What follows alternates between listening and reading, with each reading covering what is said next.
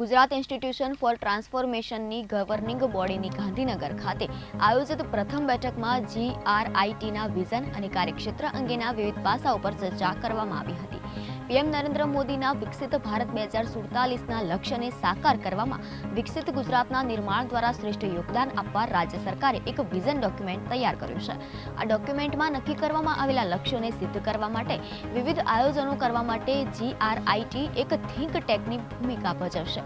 નીતિ આયોગ દ્વારા Surat રિજિયનને growth hub તરીકે વિકસિત કરવાનો પ્લાન તૈયાર કરવામાં આવ્યો છે. તે જ રીતે રાજ્યના અન્ય પ્રદેશોના વિકાસ માટે પણ આયોજન કરવાની વ્યવસ્થા ઊભી કરવામાં GRIT મદદરૂપ થશે. કેન્દ્ર સરકારની જનહિતકારી યોજનાઓના ફાયદા તેમજ તેના સોશિયલ ઇમ્પેક્ટ વગેરે અંગે GRIT દ્વારા ડેટા એનાલિસિસ કરવામાં આવે તેનું સૂચન બેઠકમાં કરવામાં આવ્યું હતું. આ બેઠક દરમિયાન IIM અમદાવાદ અને GRIT વચ્ચે MOU કરવામાં આવ્યા હતા. ત્યારે સીએમ ભૂપેન્દ્ર પટેલે ખુશી વ્યક્ત કરતા જણાવ્યું કે આ MOU અંતર્ગત રાજ્ય સરકારના મહત્વપૂર્ણ આયોજનોમાં IIM અમદાવાદના જ્ઞાન કૌશલ્ય, તજજ્ઞતા અને નેટવર્કનો લાભ મળશે.